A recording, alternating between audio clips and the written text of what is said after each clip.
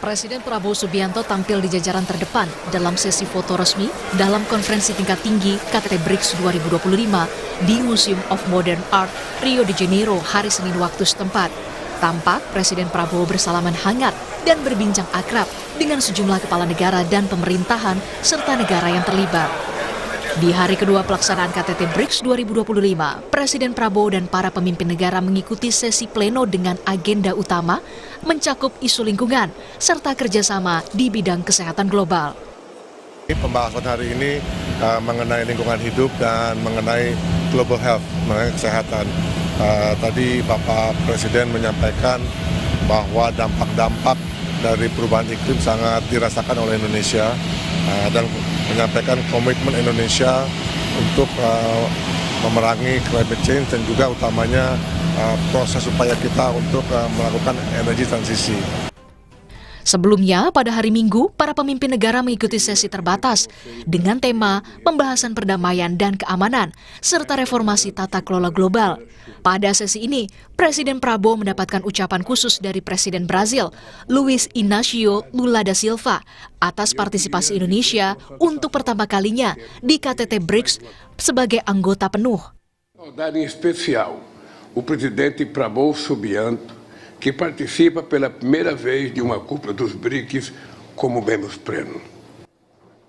Kehadiran Indonesia di KTT BRICS menjadi salah satu langkah penting yang diambil dalam menghadapi tantangan geopolitik dan geostrategis global. BRICS kini mempresentasikan 50% populasi dunia dan mencakup 35% dari produk domestik bruto global. Tim Liputan, Kompas TV.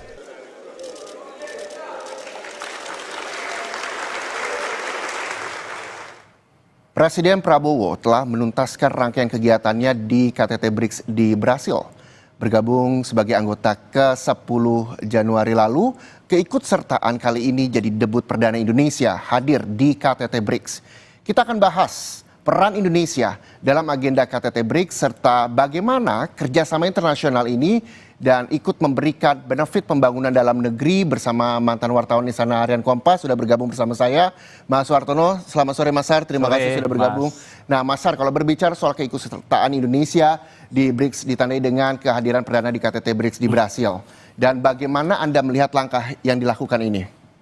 Ya, catatan saya Presiden Prabowo cukup berani ya mengambil keputusan ini, dan memang beliau menganggap ini keputusan penting untuk peningkatan kerjasama dan perluasan akses pasar Indonesia di sejumlah negara. Hanya memang sejak dulu itu Indonesia sama sekali tidak ingin ikut ya di BRICS ya. Misalkan catatan saya tahun 2006 ketika ada pertemuan para menteri luar negeri di sela-sela sidang umum PBB tahun 2006 itu pertama kali membahas rencana pembentukan BRICS ya, 5 negara yaitu Brasil, Rusia, India, China, dan juga Afrika Selatan. Nah, Indonesia pada saat yang sama kebetulan Presiden SBY memang tidak menghadiri karena tahun sebelumnya, tahun 2005, Presiden hadir di sana. Tapi tahun itu tidak hadir di sidang umum PBB, beliau justru salah satu diantaranya melakukan lawatan ke luar negeri. Di antaranya menghadiri KTT ke-13 non-blok di Havana. Nah, di KTT itu justru Presiden SBY waktu itu menempatkan diri sebagai Indonesia sebagai negara non-blok. Jadi di tengah situasi kondisi ekonomi dan stagnasi ekonomi sekarang ini, barangkali langkah yang perlu dilakukan oleh Presiden yaitu melakukan terobosan untuk ikut terlibat di BRICS ya. Meskipun tahun awal 2025 ini ya. Sebelumnya kan di KTT Plus BRICS Oktober tahun 2024 Pak Menlu sudah hadir, waktu itu Pak Sugiono, dan secara resmi kita masuk ke BRICS pada awal Januari 2025. Ya, ini langkah yang penting dan berani buat Presiden. Langkah yang penting dan berani buat Presiden di KTT BRICS 2025 ini. Lalu bagaimana analisa Anda, Mas Sar, soal politik bebas aktif Indonesia bisa relevan dengan keikutsertaan Indonesia di KTT BRICS kali ini?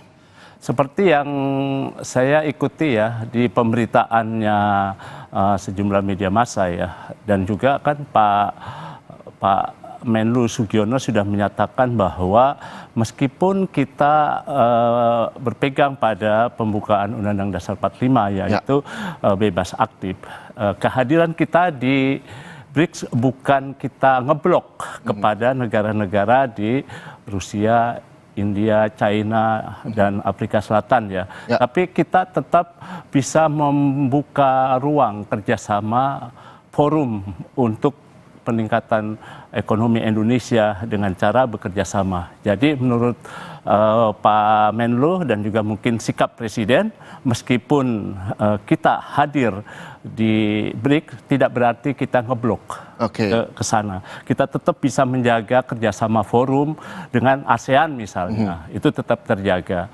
Bahkan kalau misalnya secara bargaining position kita ya, dengan ada negara-negara, ada lembaga-lembaga internasional seperti Bank Dunia, IMF gitu ya, dengan Indonesia hadir di BRICS mungkin barangkali jadi posisi tawar kita jadi kuat. Kita punya legitimasi, kita juga punya kesetaraan.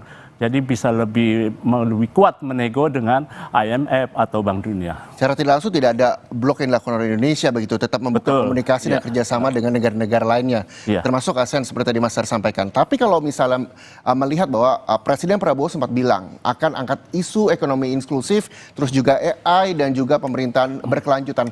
Apa sebenarnya yang diharapkan isu yang diangkat untuk keuntungan bagi Indonesia sendiri, Mas Sar? Ya, AI kan sudah menjadi teknologi sekarang dan masa datang ya. Jadi dengan kita mengadopsi AI ya dan juga menerapkan pemerintahan berkelanjutan, kita punya peluang untuk meningkatkan kerjasama dan meningkatkan investasi. Ujungnya adalah bahwa target pemerintah Prabowo untuk menaikkan pertumbuhan ekonomi 8% itu diharapkan bisa tercapai. Lalu juga ada peningkatan sumber daya manusia dengan mengadopsi AI. Lalu juga kita mungkin dengan AI kita bisa lebih bekerja sama dengan negara-negara maju untuk bidang teknologi dan investasi. Ekonomi berkelanjutan kita akan tetap berjalan.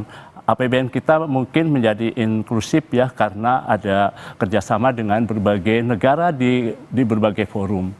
Nah, kira-kira seperti itu. Oke. Dan kalau misalnya kita melihat di KTT BRICS 2025 kali ini, Mas Sar dan juga pemirsa, bahwa BRICS juga kini mempresentasikan, saudara, ada sekitar 50% populasi dunia dan juga mencakup 35% dari produk bruto global. Nah, Mas Sar, kalau kita melihat itu, dampak positif apa yang bisa dicapai dan didapat oleh Indonesia secara ekonomi maupun geopolitik misalnya? Ya, secara ekonomi dampak positifnya diantaranya adalah kita memperluas pasar kita. Akses investasi kita ke sejumlah banyak negara semakin terbuka lebar.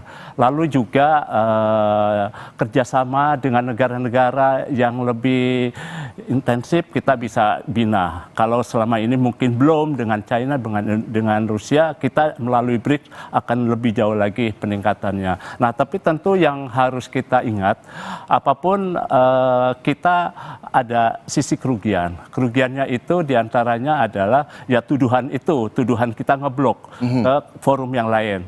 Karena selama ini kan kita cenderung berkiblat pada blok barat begitu ya, Amerika dan barat gitu ya.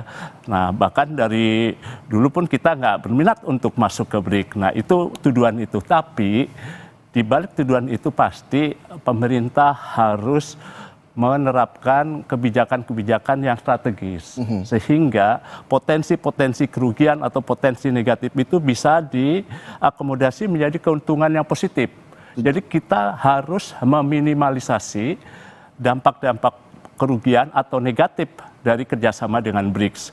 Karena kan sebagaimana kita tahu, dominasi China tinggi sekali ya di BRICS itu ya, sehingga yang dikhawatirkan Indonesia bakal makin kuat bergantung kepada China. Nah, padahal ekonomi yang seharusnya adalah kita harus menggantungkan bekerja sama dengan banyak negara. Nah, itu yang harus kita mampu meminimalisasi dampak-dampak tersebut. Oke, semoga ini juga bisa didengar oleh pemerintah Indonesia dan kerjasama di KTT BRICS 2025 ini juga berjalan lancar, bahwa sekali lagi bahwa ini merupakan langkah berani Indonesia dalam mengikuti KTT BRICS 2025. Terima kasih sekali lagi, sama-sama, Mas Ars, atas waktu